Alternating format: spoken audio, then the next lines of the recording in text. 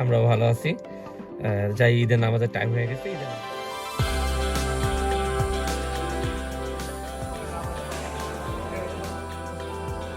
তারপর দেখি ফ্রেন্ডরা মিলে ভাবলাম একটা এখানে মেলা হয়, সে মেলাটা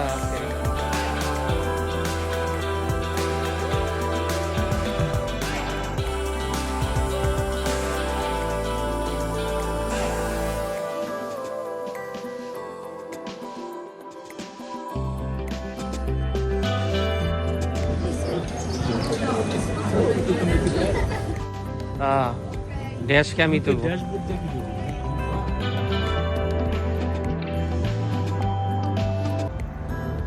আবার নেক্সট কোন এক ভিডিওতে দেখা হবে। আল্লাহ হাফেজ।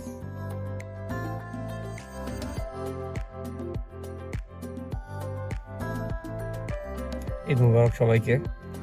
সবাই আশা করি ভালো আছেন, আর আমরাও ভালো আছি। যাই, ঈদের নামাজের টাইম হয়ে গেছে, ঈদের নামাজের জন্য। তো ঈদের নামাজ শেষ, ঈদের জামাত শেষ করে সবার সাথে ঘোরাঘুরি করে এই তো এখন বাসার দিকে রওনা দিই। বাইরে অনেক ঠান্ডা বাতাস, তো বাসায় গিয়ে তারপর মিষ্টি মুখ করি, বাসায় যাব।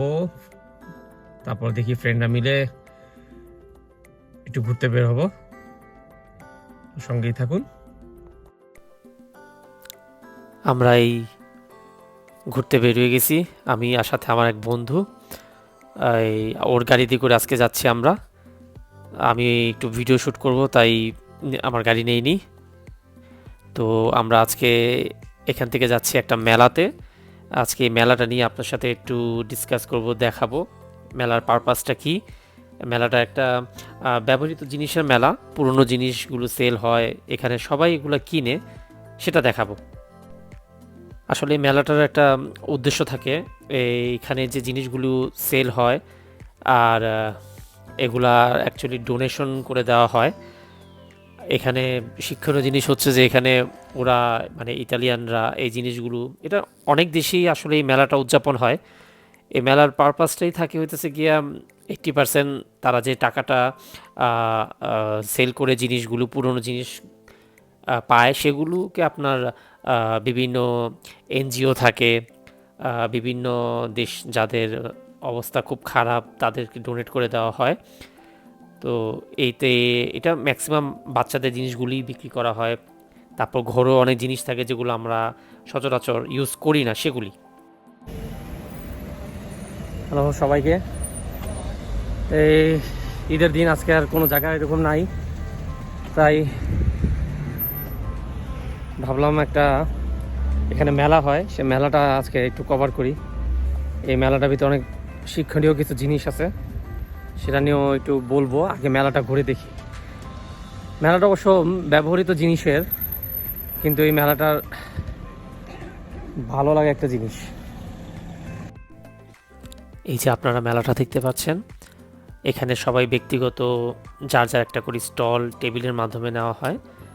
তারপর তারা তাদের যেগুলো ব্যবহার করা না হয়, অনেক পুরনো অ্যান্টিক জিনিস থাকে, বাচ্চাদের খেলনা থেকে শুরু করে মানে সব ধরনের জিনিসপত্র তারা এখানে স্টলের মাধ্যমে সেল করে দেয়।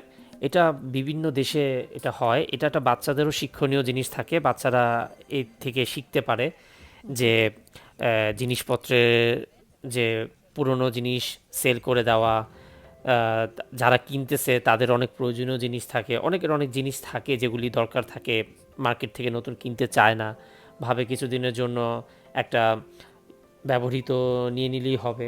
তারা এখানে আসে, এই জিনিসগুলো তারা নিজের ব্যবহারের জন্য ঘরে কিনে নিয়ে যায়। বাচ্চাদের অনেক খেলনার জিনিস থাকে, জামা কাপড়ও সেল হয়।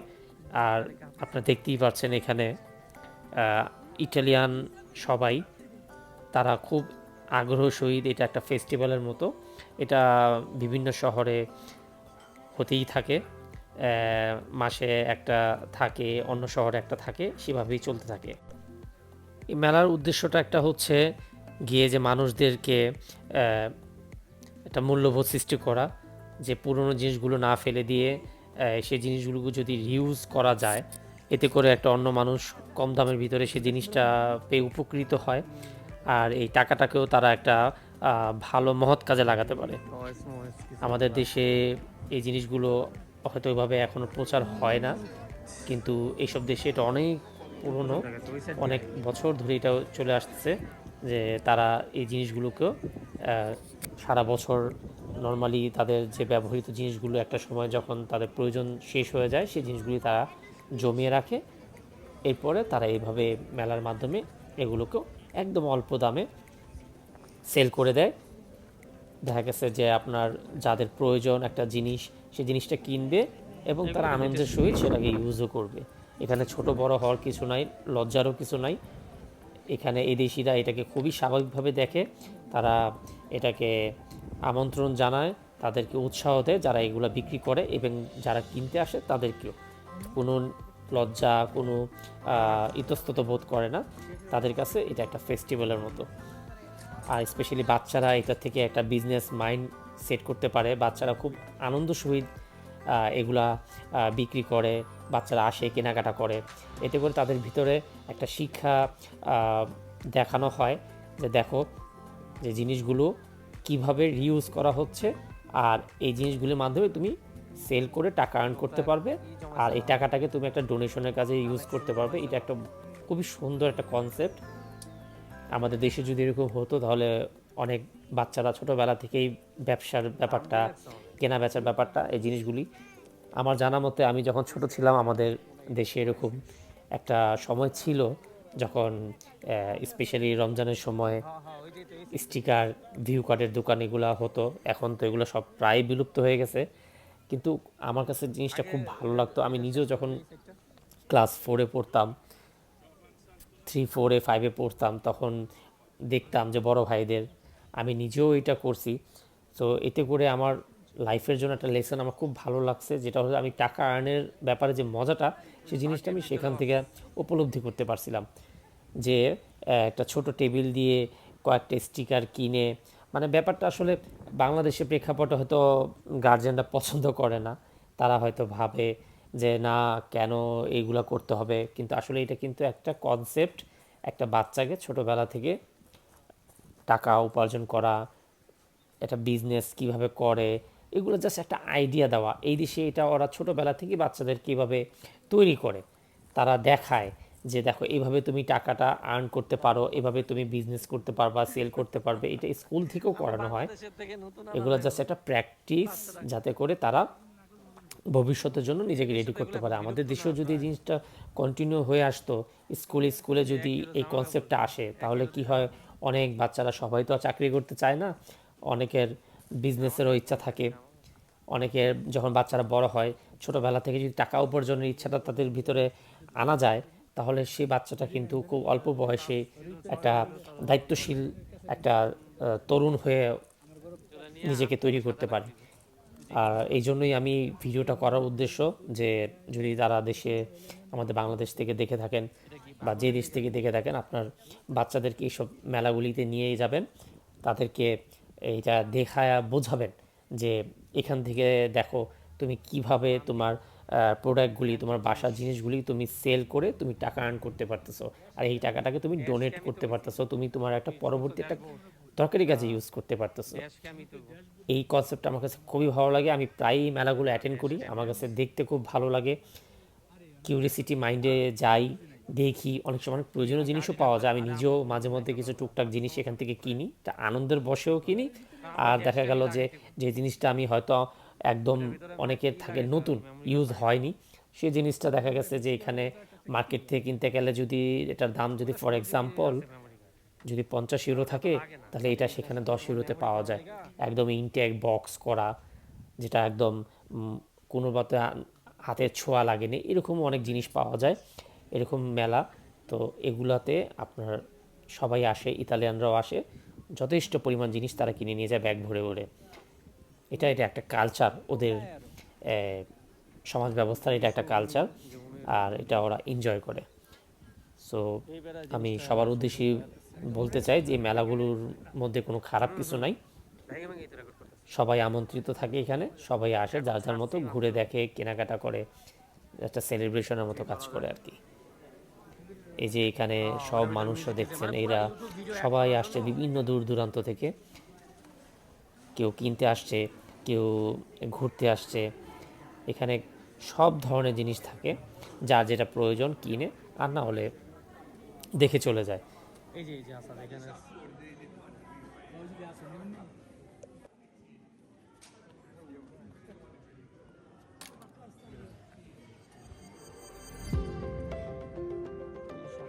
ভাঙাচোরা জিনিস।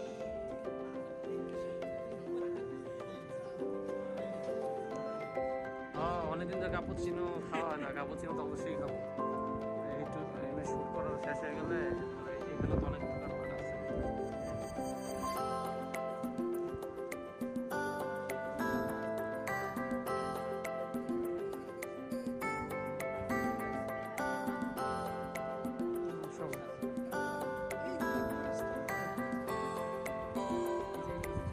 এটা হচ্ছে মার্লিং। মজার ব্যাপার হচ্ছে এখানে আপনার কাপড় থেকে শুরু করে জুতা সবই বিক্রি করা হয় আর ব্যবহৃত, কিন্তু ইটালিয়ানরা এগুলোও খুব মজা করে কিনে নিয়ে যায়, খুব আনন্দ সহিত কিনে নিয়ে যায়, হোক সেটা ব্যবহারের। তারপর অবশ্য তারা এটা ওয়াশ করে সুন্দর করে যত্ন সহিত রাখে, এরকম না যে একদম পুরনো বা ছেঁড়া কোনো কিছু। এটা ব্যবহারের যোগ্য থাকে বিধায় তারা এটা সেল করার জন্য নিয়ে আসে। অনেক ব্র্যান্ডের জিনিস থাকে, ভালো কন্ডিশনে থাকে দেখি সেগুলো ওরা সেল করে দেয়। তো ইটালিয়ানরা এগুলো কিনতে কখনোই লজ্জাবোধ করে না। ওরা ভাবে যে এটা একটা নর্মাল ব্যাপার, হয়তো মার্কেট থেকে কিনতে গেলে অনেক টাকা লাগতো, সে জায়গার ভিতর তারা অল্প দামে সেই জিনিসটা কিনে নিয়ে যায়, কারণ তারা জানে যে কিছুদিন পরে তারা এটা হয়তো ওইভাবে ইউজ করবে না। সো এই জিনিসটা তাদের কাছে একদমই স্বাভাবিক।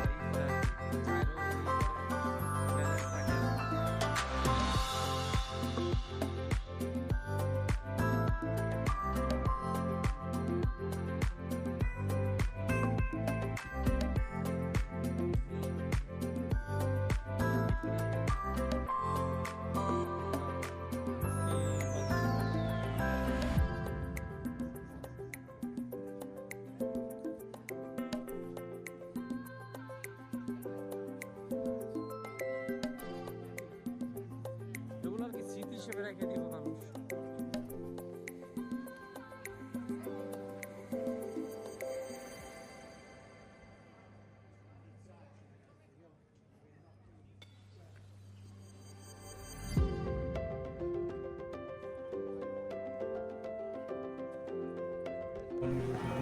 এই যে এখানে আপনারা চাকুগুলো দেখতে পাচ্ছেন, এগুলো সবই অ্যান্টিক পিস। এগুলো শত শত বছর পুরনো যোদ্ধাদের দ্বারা ইউজ করা।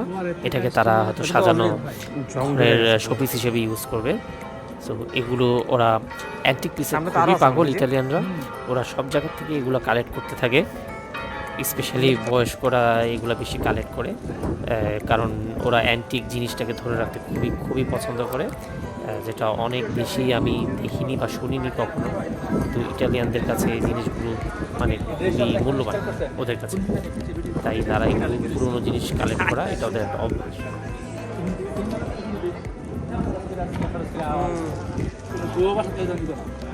এটা কি বেচার জন্য দিচ্ছে নাকি? এখন আমরা প্রবেশ করতে যাচ্ছি। এখানে একটা ছোট মিউজিয়ামের মতো আছে। সেই মিউজিয়ামটার ভিতরে এখানে আপনার প্রথম বিশ্বযুদ্ধ, দ্বিতীয় বিশ্বযুদ্ধের সময় যারা এই যে শহরটা, এই শহরের ভিতরে ছিলেন, যারা শহীদ হয়েছেন, তাদের জিনিসপত্র, ব্যবহৃত জিনিসপত্র, যুদ্ধের সময় তাদের সাথে যা অস্ত্র ছিল বা তাদের সাথে যেই পোশাক বা যে কোনো প্রকার তাদের স্মরণীয় জিনিসগুলো তারা এখানে এই মিউজিয়ামের মতো করে সেটাকে দর্শনার্থীদের জন্য দেখার ব্যবস্থা করে রেখেছে। এই যে এখানে তাদের ছবিও কিছু দেওয়া আছে। তাছাড়াও তাদের সামনে আপনাদেরকে দেখাতে পারবো যে প্রত্যেকটা মানুষের ছবি দেওয়া আছে যারা এখানে যুদ্ধে শহীদ হয়েছিলেন। এভাবে তারা এই সব কিছু সংগ্রহ করে রাখে এবং ট্যুরিস্টদের জন্য তারা এটা বর্ণনা করে দেয়। এখানে একজন বর্ণনাকারী আছে যে সব কিছু সুন্দর করে বর্ণনা করে ট্যুরিস্টদেরকে বুঝিয়ে দিচ্ছেন। এই একজন শহীদ যার এগুলো ব্যবহৃত জিনিসপত্র ছিল, অক্সিজেন মাস্ক থেকে শুরু করে সব কিছু খুব যত্ন সহিত তারা রেখে দিছে।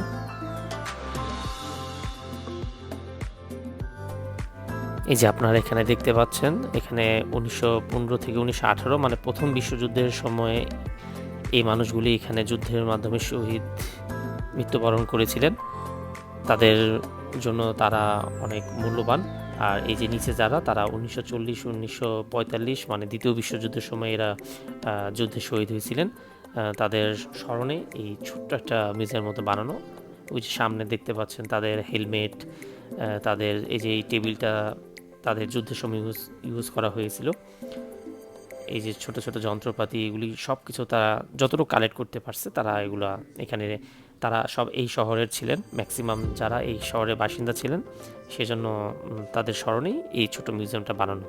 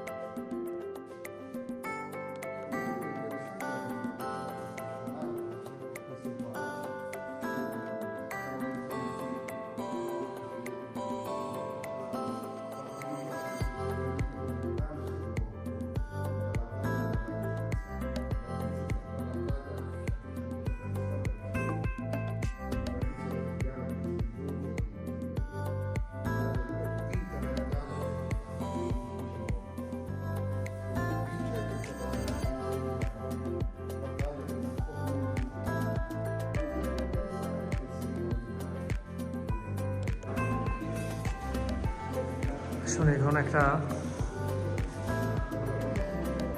হিস্টোরিক্যাল প্লেস, সেখানেও একটু ঘুরে আসবো। এখানে একটা জেলখানা আছে, কয়েদখানা, সেটা অনেক পুরনো। সো এই জায়গাটাতে এন্ট্রেন্স ওপেনই থাকে সচরাচর। এটা একটা পুরনো, অনেক পুরনো একটা ক্যাসেল, সেটার একটা অংশকে তারা কয়েদখানা করছিল, খুবই ভয়ঙ্কর। আপনার সাথে শেয়ার করবো দেখি ভিডিওতে, যে ওই সময়ের মানুষজনকে কীভাবে শাস্তি দেওয়া হইতো,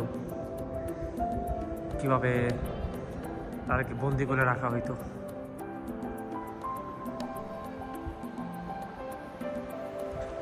এই ক্যাসেলের হিস্টোরিটা আমি পাশে ইনফরমেশন হিসেবে লাগিয়ে দিব ছবি সহ। এখানে আমাদের এই আরএসও মানে এই শহরের আশেপাশে প্রচুর এরকম ক্যাসেল আছে। আসলে ইতালিতে রোম সাম্রাজ্যর ক্যাসেল অনেক সমৃদ্ধ ছিল, যার কারণে এখানে আপনার প্রত্যেক শহরে এরকম 2-3টা সুন্দর সুন্দর এবং ক্যাসেল দেখতে পাওয়া যায়, যেগুলি এখন ম্যাক্সিমামই ট্যুরিস্ট স্পট হিসেবে কাজ করে আর কি। এই হচ্ছে সেই কয়েদখানার সিঁড়ি, দেখতেই পাচ্ছেন কতটা সংকীর্ণ আর কতটা অল্প স্পেসের ভিতরে করা। দেখুন উচ্চতাও খুবই কম, মাথা নিচু করে করে যেতে হয়। ওই যে হলুদ কালার হেলমেটগুলি রাখা আছে, এটা ট্যুরিস্টদের জন্য দেওয়া, যেন মাথায় বাড়ি না খায়। তো দেখেন দরজার সাইজগুলি কত ছোট, এই উপরের সিলিংগুলি কত ছোট। এই যে এরকম ছোট ছোট দরজার ভিতর দিয়ে তাদের এই জেলখানাগুলোতে ঢুকতে হতো। এই যে দরজা, এই যে ভিতরের সেই জেলখানাগুলো, দেখেই খুবই ভয় লাগার মতো দৃশ্য, যে এইগুলো জায়গাতে কয়েদিদের রাখা হতো আর কি, শাস্তিস্বরূপ।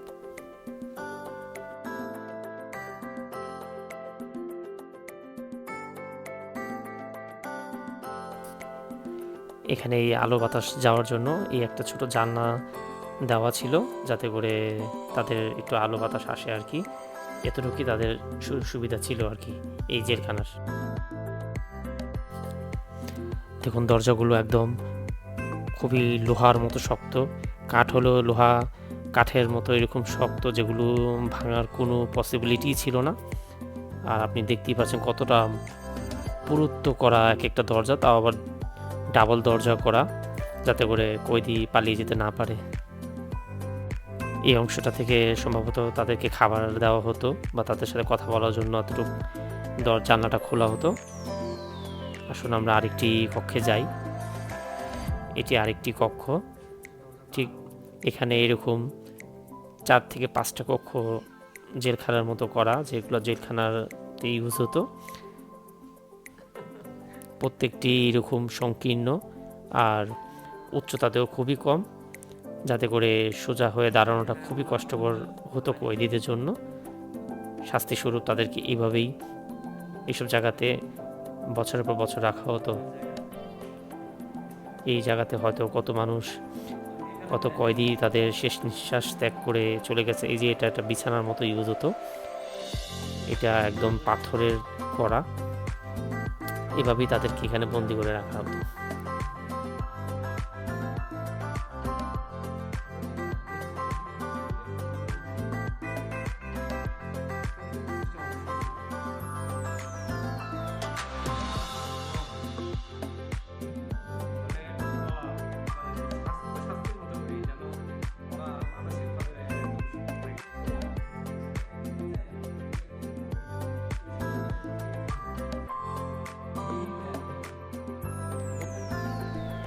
অনেকটা সময় ঘোরাঘুরির পর এবার ইটালিয়ান ফেমাস ক্যাপুচিনো খাবার সময়।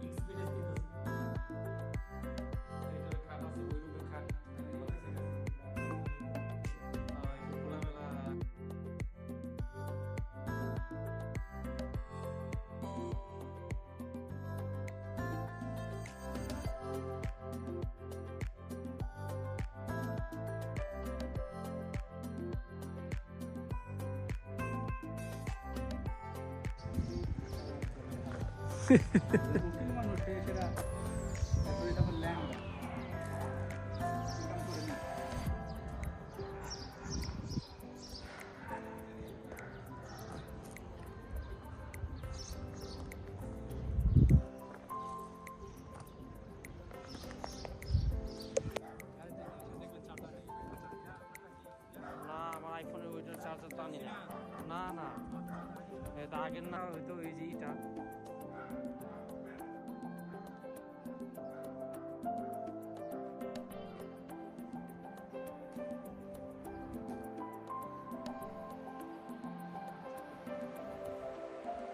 এখানেও মনে হয় পাচ্ছ না, এখানেও মনে হয়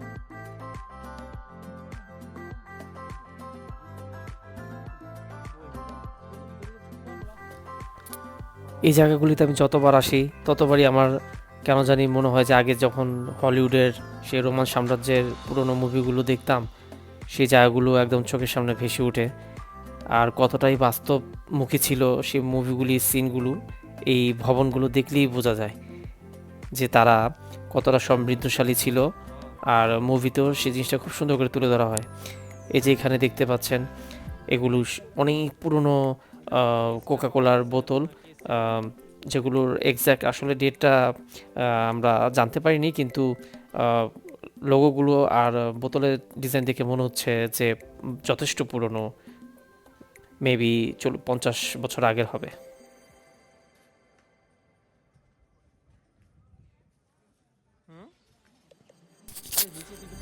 এখন আমরা চলে এসেছি একটি রিজার্ভ ওয়াটার ট্যাঙ্ক সিস্টেমের ভিতর, যেটা আপনারা বুঝতেই পারতেছেন কতটা পুরনো। আর পানি এখনও এখানে অনেক ক্রিস্টাল ক্লিয়ার। এটা আসলে একটা পানির রিজার্ভ ট্যাঙ্ক হিসেবে কাজ করানো হতো। এখানে পানিগুলো জমতো আর এখান থেকে পুরো শহরটার ভিতরে পানি সাপ্লাই দেওয়া হতো। এখন অবশ্য এটার মধ্যে এই লোহার ব্রিজটা লাগানো হয়েছে ট্যুরিস্টদের দেখানোর জন্য, কিন্তু ওই সময় এটা ছিল না। এখানে জাস্ট শুধু পানি রিজার্ভ করে রাখা হতো। এই যত বৃষ্টির পানি আসতো, প্লাস আপনার বিভিন্ন মাটির থেকে নিচের থেকে যে পানিগুলো আসতো, সেগুলো মোস্ট প্রবাবলি আপনার বৃষ্টির পানিটাকে এখানে আপনার কালেক্ট করে রাখা হতো। ওই সময় তো আর এত টেকনোলজি ছিল না, কিন্তু আপনারা বুঝতেই পারছেন তারা কতটা মেধাবী ছিল রোম সাম্রাজ্য, যে তারা ওই সময় এইভাবে পানিটাকে সংরক্ষণ করে রাখতো, যাতে করে পানিটাকে পরবর্তীতে সবার জন্য ব্যবহারের উপযোগী করা যায়। আর দেখতেই পাচ্ছেন পানিগুলি কতটা পরিষ্কার, কারণ এখানে পাথরের মাধ্যমে এটা ফিল্টার হয়ে যখন এই জমিন থেকে হয়ে বিভিন্ন মাধ্যম হয়ে যখন এখানে জমাকৃতভাবে রাখা হয়, তখন পানিটা অটোমেটিক্যালি একদম পরিষ্কার ব্যবহারের উপযোগী হয়ে তৈরি হয়ে থাকে, যেখান থেকে পরে মানুষজন সব ধরনের কাজের জন্য পানি নিয়ে যেত এখান থেকে। আমরা ছোট থাকতে সমাজ বইতে পড়তাম রোম সাম্রাজ্য আর তাদের উন্নয়নের ব্যাপারগুলো, এগুলা জলজান্ত উদাহরণ। তারা কিভাবে তৈরি করত, তাদের মেধার সে প্রমাণ এখানে এগুলো দেখলেই বোঝা যায়। আমরা অলমোস্ট আমাদের এই মেলার শেষ প্রান্ত চলে আসছি। আপনাদের কাছে আসলে এই ভিডিওটা করার উদ্দেশ্যই ছিল আপনার ইটালির বিভিন্ন ধরনের যে কালচার তাদের একটি তুলে ধরা এই মেলার মাধ্যমে, যে তারা কিভাবে এই পুরনো জিনিসগুলোকে ব্যবহারের উপযোগীর জন্য বিভিন্নভাবে সেল করে আর সেটাকে ডোনেশনের কাজে লাগায়। জাস্ট উদ্দেশ্য এটাই যে পুরনো জিনিস মানেই যে ফেলে দেওয়া তা না, পুরনো জিনিসকে ব্যবহারের উপযোগী করে আরেকজনের উপকারে আসা, এটাই তাদের প্রধান উদ্দেশ্য। কাজটা আসলেই মহৎ কাজ, কারণ এই টাকাগুলো সম্পূর্ণই 80% থেকে 90%টাই আপনার বিভিন্ন দরিদ্র দেশে দরিদ্র মানুষদের জন্য ব্যবহার করা হয়। সো আশা করি আপনাদের ভিডিওটা ভালো লাগছে।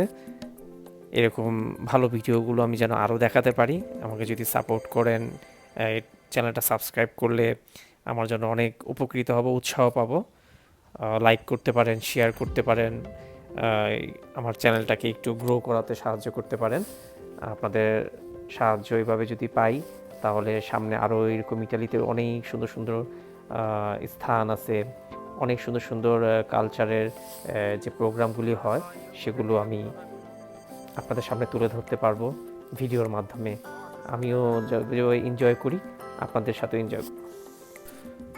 দেখতেই পাচ্ছেন পুরো শহরটাই একটা অ্যান্টিক সিটির মতো।